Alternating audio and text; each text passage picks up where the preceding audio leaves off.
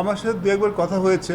আমার মূল প্রথমে যখন আমি জিজ্ঞেস করেছিলাম, আসলে আমি জিজ্ঞেস করলাম ইজ ই প্রিপেয়ার্ড, এখন কী করছে, মানে এই যে মানে যেহেতু ও যেখানে আছে ওখানে ক্রিকেটে রেগুলার হয় না, মানে আপনি রেগুলার হয় না বা সবসময় ট্রেনিংয়ের পর্যাপ্ত সুযোগ কিন্তু সেখানে নেই। ফিটনেস করা যায়, বাট ক্রিকেটটা আসলে অত রেগুলার হয় না। যদিও ক্রিকেট খেলছে, তো আমি আসলে ওর সাথে এইসব বিষয় নিয়ে বেশি কথা বলেছি। বাকিটা ওর অ্যাভেলেবিলিটি তো পরের বিষয়। কারণ আমি যেটা ক্লিয়ার করেছিলাম যে যদি আমরা চাই, আমরা অবশ্যই চাইবো লম্বা সময়ের জন্য। এবং আর যেহেতু আমরা এই সময়টুকু আমাদের ওয়ার্ল্ড কাপের আগে সময়টুকু তারপরে কিন্তু ওয়ার্ল্ড কাপ নিয়ে প্ল্যান করা নেই। যদি চাই লম্বা সময় সব কিছু ঠিকঠাক থাকে, আমরা তো অবশ্যই চাই তাকে লম্বা সময়ের জন্যই চাই।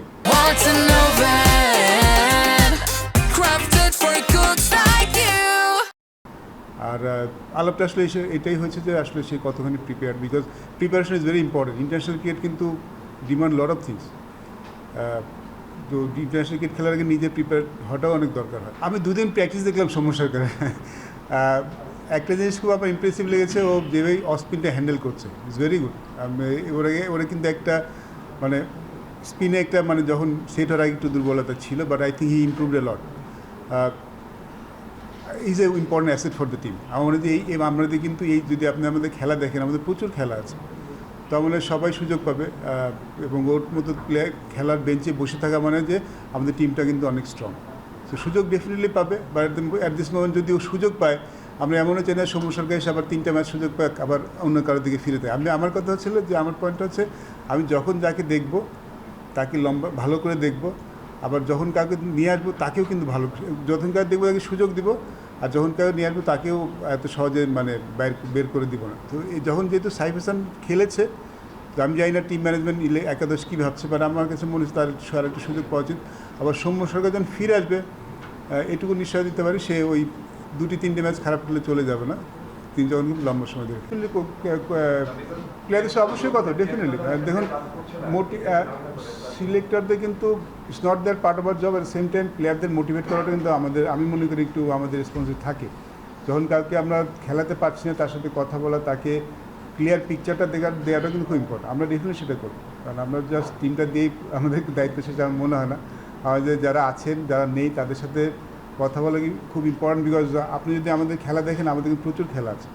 তো আমাদের শুধু 15 জন নিয়ে চিন্তা করলে হবে না। আমার মনে হয় আমাদের চিন্তা আপনারা 25 কিংবা 30 জন নিয়েই করতে হবে, এবং তাদের সবাইকে যেন আমরা মোটিভেট করে রাখতে পারি, সেটাও কিন্তু আমাদের পার্ট অফ আমাদের জব বলে মনে হয়।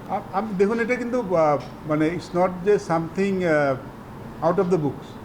আমরা যখন স্কোয়াড করি, তখন তো আমরা কোচ এবং ক্যাপ্টেনের কথা শুনেই করি, কথার মধ্যে তাদের একটা প্রিফারেন্স দিই। এই একাদশে আমি আবার ক্লিয়ার করছি, একাদশ কিন্তু মানে সিলেক্টররা করে দেবেন তা না, সিলেক্টরদের প্রিফারেন্স দেয়, সেটা খুব একটা আউট অফ দ্য বুক কিছু না। আমার মনে হয় না এটা নিয়ে কোনো সমস্যা হচ্ছে। জি,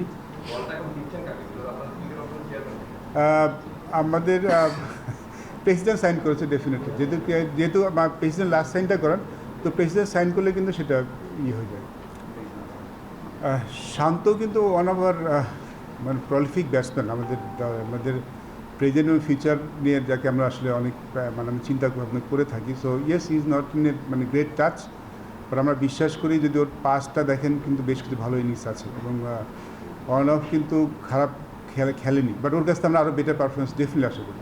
তো যেটা বললাম যে আমাদের ডেফিনেটলি যে চিন্তা ভাবনা আছে আমরা শেয়ার করবো। আর আপনি যে কথা বলেন, আমরা আসলে সিলেকশন করার পরে আসলে বাকিটা আলাপ করবো। সিলেকশন করার আগ পর্যন্ত আসলে তো কাউকে বলা যায় না কী চিন্তা করছি, বাট আমরা যখন টিমটা হয়ে যাবে, এখন আমরা এই যেই কাজগুলি সেগুলো আস্তে ধীরে করবো, সবার সাথে কথা বলবো।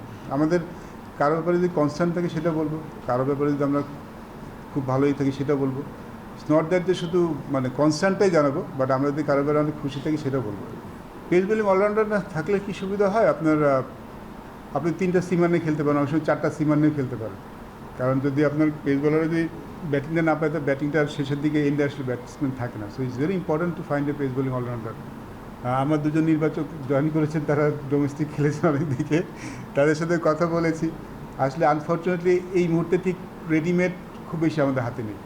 তো আমরা আমাদের জুনিয়র সিলেক্টরের সাথে কথা বলছি, যদি ওইখান থেকে জুনিয়র লেভেলে যদি ওরকম কেউ থাকে, তাকে আমরা এই সময়ের মধ্যে আমরা একটু ভাগ্যবান যে এই সময় আমাদের এই দলের কিছু খেলা থাকবে, আমাদের হাই পারফরমেন্স খেলা থাকবে, সেখানে আমরা কাউকে দেখে নিতে পারবো।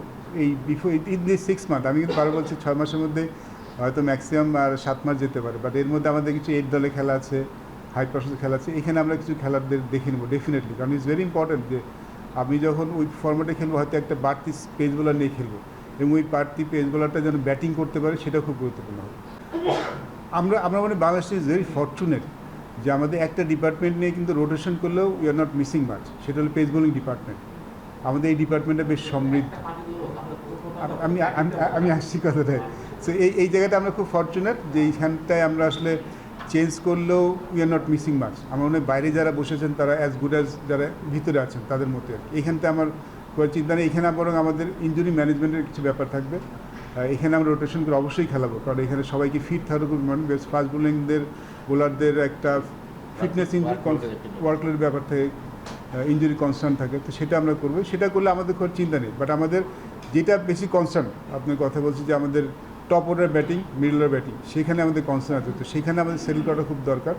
সেখানে ঠিক রোটেশন না, সেখানে আমরা কাউকে তৈরি করার জন্য ডেফিনেটলি আমরা চেষ্টা করবো, সেটা আমরা চেষ্টা করবো। বিকজ ওই জায়গাটায় মনে হয় আমাদের কাজ করা আছে। বিকজ ওই জায়গাটায় রোটেশন ডাজন্ট মিন যে আমি রোটেশন করার জন্য করবো। আমি রোটেশন করবো যে ওইখানে যারা বেস্ট পসিবল রিপ্লেসমেন্ট তাদের যদি সুযোগ থাকে ডেফিনেটলি আমরা সেই